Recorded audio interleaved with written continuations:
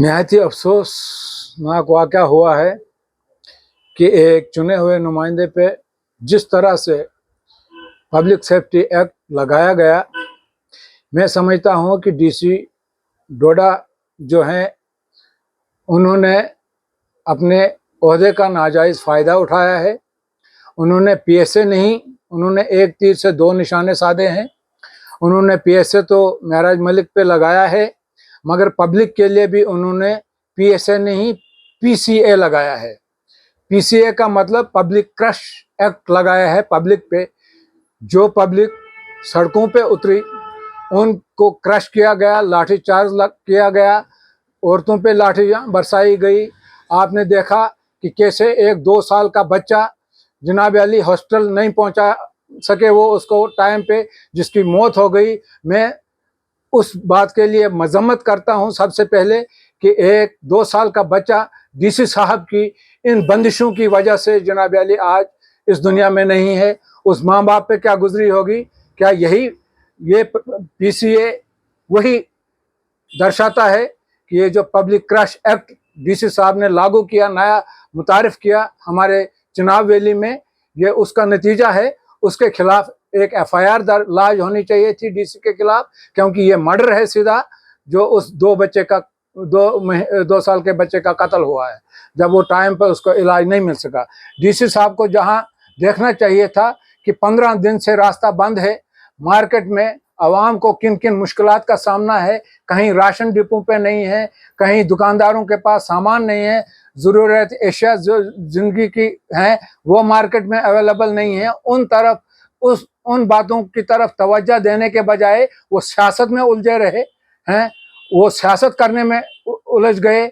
और पीएसए के तहत आज देखो 15-20-25 दिन के बाद मेरे ख्याल में स्कूल खुले, उधर से इंटरनेट बंद कर दिया। आज जीएसटी का लास्ट डेट थी, जीएसटी लोग भर नहीं पा रहे हैं। ताजर बरादरी के लिए अब रोड खुला था, वो कहीं ऑर्डर देते, कहीं कुछ इस्तेमाल करते सोशल मीडिया पे, अचानक से नेट बंद कर दिया, कर्फ्यू अनाउंस कर दिया, स्कूल बंद हो गए। ये तो पीसीए इसको कहते हैं, पब्लिक क्रश एक्ट उन्होंने लगाया है। उन्होंने पीएसए तो चलो महराज मलिक को लगाया था पब्लिक सेफ्टी के लिए, मगर जिस पब्लिक सेफ्टी के लिए उसको बंद किया गया वो पब्लिक तो सड़कों पे थी। इसका मतलब ही हुआ कि पब्लिक सेफ्टी एक्ट के साथ पीसीए भी लोगों पे उन्होंने लगाया, जो लोग सड़कों पे थे उनको क्रश करने के लिए पीसीए लगाया गया, पब्लिक क्रश एक्ट इसको कहते हैं। मेरी आवाम से दरखास्त रहेगी कि वो सब्र तहमुल से काम लें। ये ब्यूरोक्रेट लॉबी जो है ये डिक्टेटरशिप कर रही है इस वक्त, और मखसूस एक पार्टी के लिए काम कर रही है ब्यूरोक्रेसी इस वक्त सारी।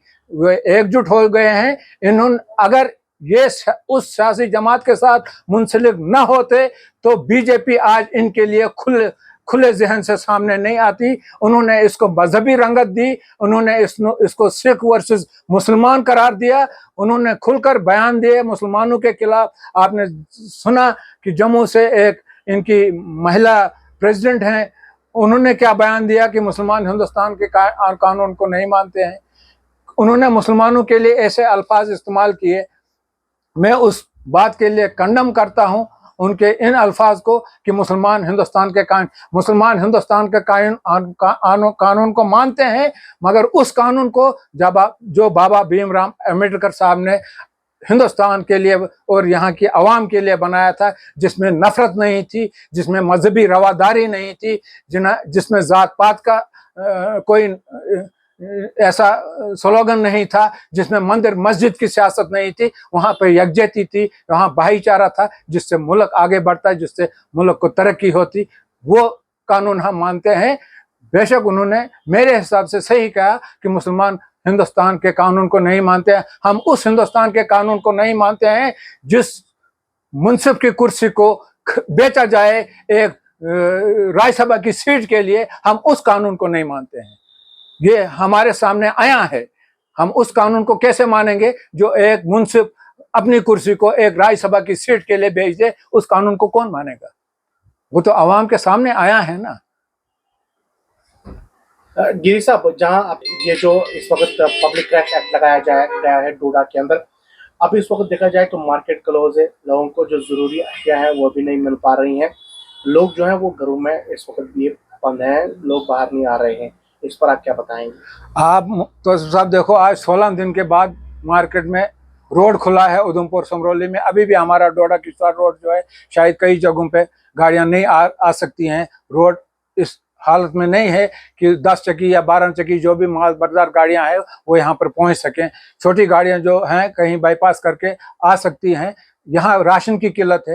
एडमिनिस्ट्रेशन को जहाँ राशन के लिए मार्केट में निकलना चाहिए था, स्टॉकिस्ट के पास जाना चाहिए था, जायजा लेना चाहिए था कि पब्लिक को किन किन मुश्किलात का सामना है, वो ऐसा कहीं भी देखने को नहीं मिला। ना आपको पूरी चुनाव वैली में देखने को मिला, ना हमारे किश्तवाड़ में देखने को मिला। ऊपर से सितम ज़रीफ़ी ये कि नेट को भी अचानक बंद कर दिया गया, जिससे और मुश्किलात का सामना करना पड़ा है। मुझे अभी सुबह से 10 लोगों ने फोन किया, आपकी गाड़ी श्रीनगर जा रही है, वहां से हमारे लिए 10 किलो के आटे की गुच्छी लाना। आप गवर्नमेंट स्टोरों में देखो, गवर्नमेंट को चाहिए था कि स्टोर इस वक्त खोले रखें, चावल दें लोगों को, आटा दें लोगों को, मगर ऐसा कहीं दिखाई नहीं दे रहा है। ये उलझे हुए हैं सियासतों में। अब आप क्या चाहते हैं कि क्या हम चाहते हैं जनाब अली, करनी चाहिए, एडमिनिस्ट्रेशन को चाहिए, पब्लिक क्या करना चाहिए? एडमिनिस्ट्रेशन को चाहिए पब्लिक की मुश्किलात का अजाला करने के लिए वो आगे आए, पब्लिक की मुश्किलात का हल निकालें, बजाय इसके कि वो सियासतदानों की आड़ लेकर सियासत करें।